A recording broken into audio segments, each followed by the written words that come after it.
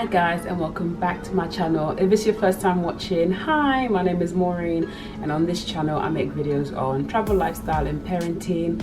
So if that sounds of interest, check out the other videos and subscribe. On today's video I'm going to be talking about how I ended up in America, long distance relationship, my visa process, how me and Matt met, and all of that jazz. So if that sounds of interest, stay tuned. So one of my lovely subscribers asked me a question and it was about these topics, so I thought, you know what, I'm just gonna do a whole video, bring some of you up to date who are following me now. So the first thing is, when and where did we meet? So Matt and I met in Miami, Florida. I was there on vacation. It was my first night there, and Matt was there also on vacation for Carnival, and it was his last night there. Me and my friends were walking down the Ocean Drive. Is it Ocean Drive? What is it called? Yeah, Ocean Drive. And we got to the end and we saw these guys playing dominoes on their porch of the hotel. And they were like, hey girls, you know, like exchange conversation. And one of my friends went across the road, started speaking to them. Me and my other friends were standing on the other side waiting for her to come back. She didn't come back, so we ended up going over there. We found out they were from the islands, and some of my friends are from the island that I was with, so we got talking, went out with them to a club that night. They went home the next day and we kept in touch via Facebook. So one of my friends added one of them on Facebook, and I was like, hi, I'm sure you don't remember me, but I met you in Miami. This is after I got back. And he was like, of course I remember you. So we kept in touch via Facebook. So someone asked me, how did I know Matt was the one? And I think Matt knew I was the one before I knew he was the one. Matt says he was very sure about that from the time that he met me. And for me, I was kind of like, you know, I'm in America. I met this guy. I'm never gonna see him again. If I come to America, I'm like, come on, am I gonna look for you? Like, it just seems so out of the water for me. I was like, I'm never gonna see you again. To myself, I was thinking, I'm never gonna see you again. But hey, keep it sweet and be like, yeah, sure, I'll talk to you, I'll see you one day. And lo and behold, I saw him again. So yeah, we kept in touch on Facebook. We met in Miami in 2008, and then we finally met again in 2011. So there was some time in between, and I came to meet him here in New York after he convinced me, December of 2011, and that's when everything started. I mean, before I came out here again to see him in 2011, I pretty much knew he was the one then. Like, we had been talking for a whole year. And just, you know, when you talk to someone and you get the vibe, they're serious and they're not doing, you know, crazy stuff. They're not making you run around houses for them, chasing them down. So I pretty much knew for sure before I came out here that, you know, he was serious and he was the one. So long distance relationship and how we kept everything going. So we were long distance for 4 years. How we did it was basically we saw each other every 3 months. After that time, I came out here in December.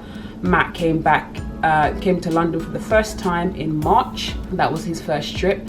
And then we kind of went back and forth every 3 months. So I came here every 3 months, he came to London every 3 months. And then when we met each other, we kind of like did little trips. So when I came here, we went to like Boston. And then when he came to London, we went to Paris and Amsterdam. So we kind of, you know, had that time to look forward to. So it feels like a long time, 3 months, but it kind of went quickly. And when you know a day and someone has booked their flight and they're going to come see you, you know, it makes the days go faster because it's guaranteed that they're going to come and see you.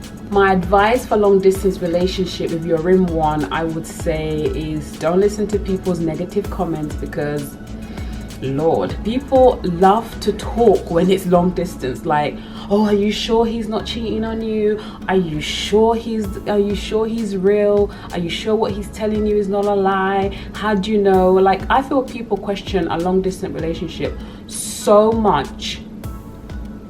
Like, I don't know. Like, I just don't understand why people question it so much. Like, if they questioned every relationship which was near as much as they question a relationship that's long distance, it would be fair, but it's not. So don't listen to people's negative comments, because everyone has something to say about everything. And when you listen to negative comments from people, it puts doubt in your mind, and you start to think, oh, maybe is you know, like, just people put little doubts in your head, and it then causes an issue between you and your partner. And also I would say, trust your gut. If you have a feeling and you know this is real and you trust your gut, go with that. If your gut is telling you something different, go with it. Like, literally go with your gut. Like, your gut doesn't lie to you. And then also, like, you will know if it's for real depending on how the other person is acting. Like, if you're having to chase them down on the phone and they're not available ever, red flag. Obviously if they're at work, that's different, but if they're not at work and you know they're not at work, but you always have to run them down, if it's one way, this relationship is one way, then I would have a doubt about that.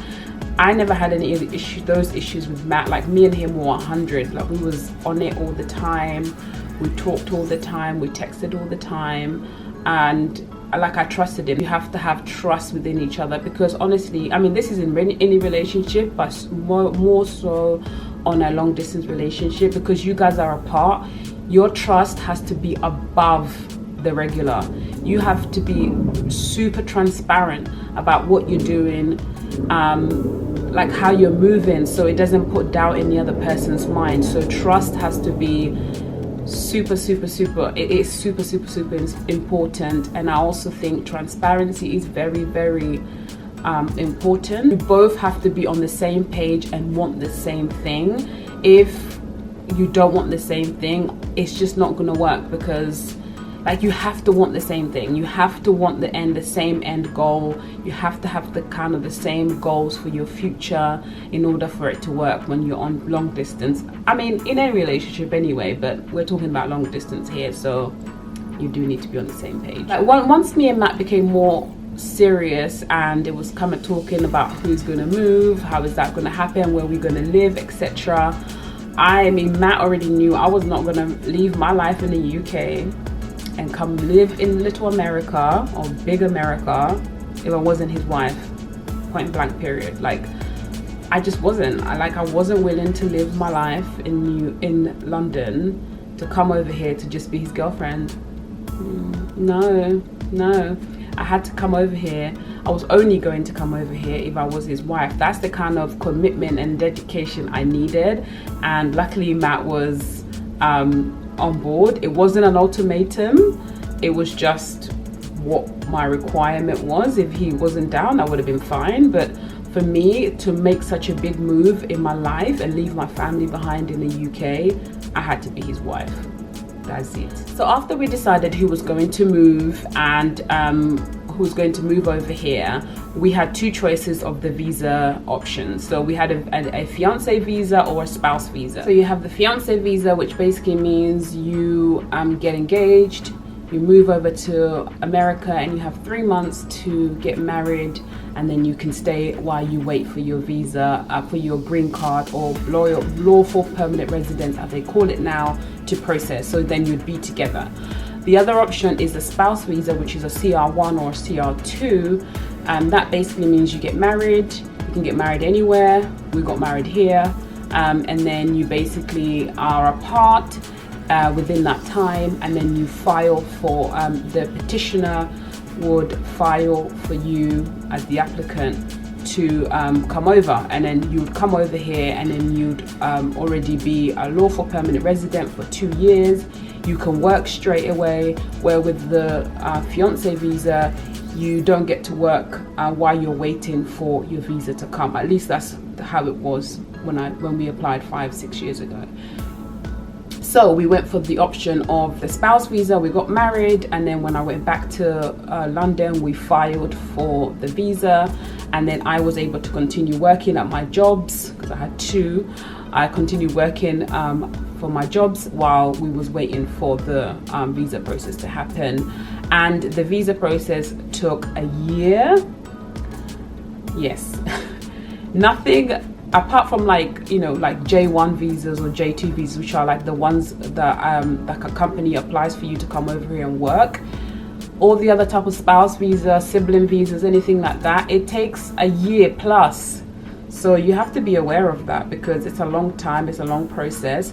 Within that year where we was processing the visa, Matt would come over and visit me in the UK. I didn't come over here because a UK resident, to come over here, you need to have a electronic travel waiver, and I didn't want to apply for that as well as have a pending spouse visa in process. So I chose just not to come over here for that time, and Matt just did the journey to come and see me. So the visa cost was roughly between 3,000 and 4,000. It was probably closer to 4,000 at the time when we did it, for everything that we paid for. You don't pay it all at once. It's kind of, you know, you file and then you pay one fee, and then they reply back to you, and then you pay another fee, and then you wait a long time, and then you pay another fee, and then you have to go for your medical in your country that you're applying from. And then the medical is basically for them to check you don't have any illnesses. You're not gonna come and, you know, infect people in the US. Like, I know it's crazy, but they check for, like, you know, you're up to date with your vaccinations and stuff, and they, you know, they do all these checks to make sure you're good. Honestly, the US is so crazy about their visas. It's really so crazy. I almost feel like it's a money-making scheme, because in the UK you can only go to one medical center to get those information, and that medical center works with the visa services, and everything's like super overpriced. I don't know, it's a scam or whatever. Once I was approved after the year process, I was given a 2-year green card, and I'll refer it to it as green card, but they actually call it the lawful permanent resident card. So I was made a lawful permanent resident for 2 years. And then after the 2 years, you can apply for, if you guys are still together, you can apply, or your spouse, it's never you, your spouse will apply for you after 2 years for your 10-year permanent resident card. So I now have a 10-year permanent residence card. After you get your 2-year green card and you apply for your 10-year green card, that also took a year. So I'm telling you, everything takes a year. So after 2 years, I applied for the 10-year. That took another year, and then I had to pay some more fees. So we processed our visa ourselves. We didn't use anybody to process the visas, and I basically used a website called visajourney.com. It's super informative. There's other people from around the world applying for visas to come to the US. So it talks to you every single step. They tell you it's a free website. It's like a forum-based website, and it was super helpful because I could tell Matt exactly what he needs to include in each packet that we sent, what order to put it in, to make sure that they don't send it back, because when they send it back, that then adds more time on your case, because you now have to correct yourself, send it back to them. You then you get a filing date is what they call it. So each time they send you, you send your packet over, you get a new filing date. So you want to make sure you get it correct the first go, and so then you don't get pushed back. The first time when we sent it, I missed out passport pictures. Trust me, I didn't make that mistake again. So after that, that's when I found the Visa Journey website, and then after that, I got everything done. You know, I got every packet correctly. And the good thing about that website is because other people are also filing at the same time as you, so you can anticipate, based on the dates of those people, you can anticipate when you should expect to hear back. So it was super helpful. Once you get the visa approved and it's come through, you have a window that you have to move within. I think it was something like a month or something, maybe 6 weeks. It wasn't long. I think it was 4 weeks. So you had to make the move within 4 weeks. So once you're at the end, once you go for your interview, and then you really have to start preparing to move after that, because once they give you the visa and you get approved, you need to move. You have a certain date that you have to enter the US by. Otherwise, if you miss that date, you have to start the process all over again and pay all the fees all over again. I asked some questions on my Instagram, and if people had any questions about this topic of this video, and I did, so I'm going to answer those now. So Lydia asks how you navigate the time difference when it comes to phone calls, etc. So how do we navigate the time difference when it came to us having phone calls? So the UK is 4 or 5 hours ahead of New York, depending if it's summer or winter. And we basically, so at the beginning I was like, we're trying to be cute, and when Matt called me it would be like 11 p.m. and I'd be like, oh my god, I'm sleeping. So I'd get out of bed really quickly, take my headscarf off, and like, you know, be like, hi, how you doing? That quickly died because I was like, I can't be doing this. I can't be getting up at 11, like, you know, when he calls me after work, when it's like, you know, 11 p.m. in the UK and it's like 5 here. I was like, no. So basically what we did was we just went down to talking once a week. So we talked on a Sunday because that was the most convenient day for the both of us. So basically Matt would ring me in the daytime here, which was kind of like early afternoon, evening in the UK, and we'll talk for hours. So all our conversations were had like FaceTime wise or Skype wise, I think it was back then, for a little while, was only a day a week. And then during the week we'll talk via text messages and stuff, and if we needed to FaceTime each other we would during the week on the off chance, but our day of speaking, we just brought it down to once a week because that's what worked best for the both of us. Someone else asks, how did you make long distance work? Did you trust each other to be faithful? I think I touched on this already, but trust is huge when you're doing long distance relationship. We made it work because we wanted the same thing. That's it really. Like at the end of it is we wanted the same thing, and we were on the same page. So that's how it worked so seamless for us. We trusted each other, and the thing is, like, I didn't do anything that I wouldn't want Matt to do. Do you see what I mean? Like, I didn't put myself in situations where I know that would make me unhappy if I heard the same from Matt. So that's how we stayed faithful. That's how we stayed content, even if we're not together all the time. So yeah, trust, transparency, treat the other person how you want to be treated. Isn't that like the lesson of life, really? My friend Francis asked, how often were you able to see each other? We were able to see each other every 3 months. And then Lala asked, did you apply for a job to fund my visa, or did I fund it ourselves? So we funded the visa ourselves. We didn't go for the visas for the job option, where the company sponsors you and then they can fund the visa for you.